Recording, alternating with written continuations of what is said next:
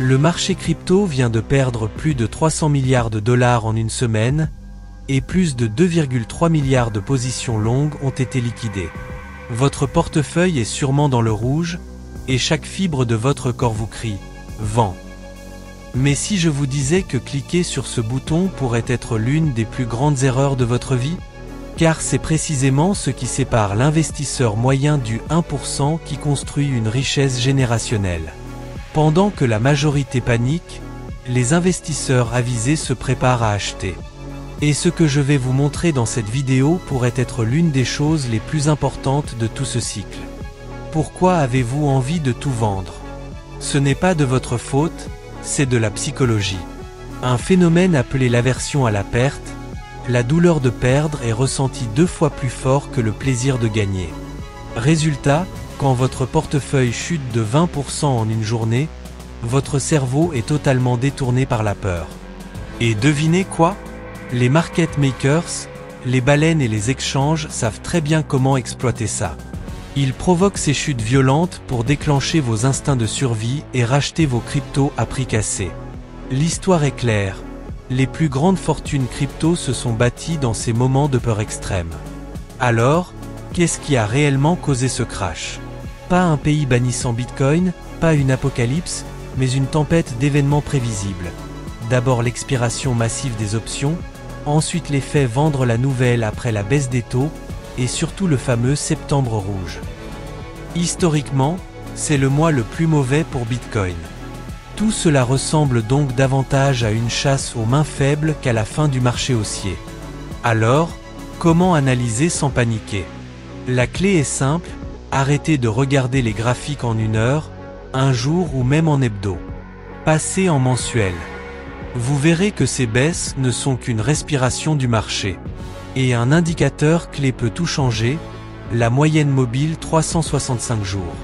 Si elle est franchie à la baisse, danger. Si l'on reste au-dessus, opportunité. Aujourd'hui, nous sommes encore largement dans une zone d'achat stratégique.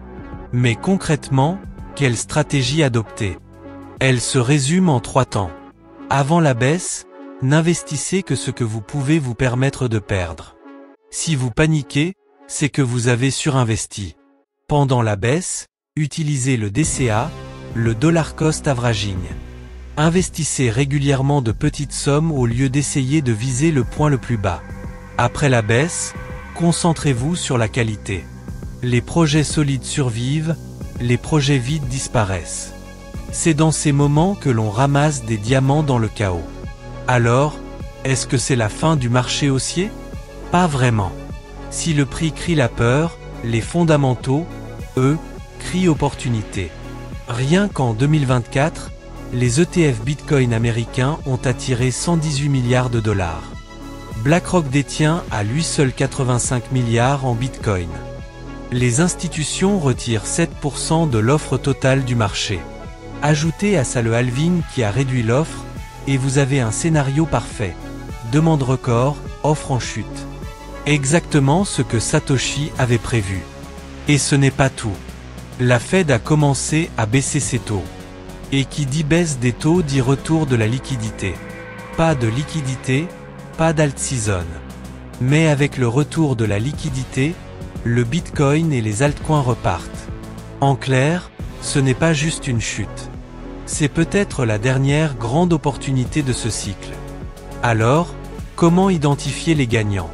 3 signaux à surveiller, une hausse de la dominance de marché, une croissance des utilisateurs actifs quotidiens et un pic d'engagement social. Quand ces 3 signaux s'allument, c'est que l'argent intelligent accumule. Prenons un exemple concret, World Mobile Token. Avec 175 millions de dollars de capitalisation, 2,2 millions d'utilisateurs actifs quotidiens et une dominance en hausse même pendant la chute, ce projet attire déjà l'attention. Et c'est exactement ce genre de crypto qu'il faut observer de près. En résumé, ce n'est pas un effondrement. C'est une opportunité. Et la vraie question est simple. Allez-vous paniquer comme la majorité, ou saisir cette chance comme le 1% qui construit son futur?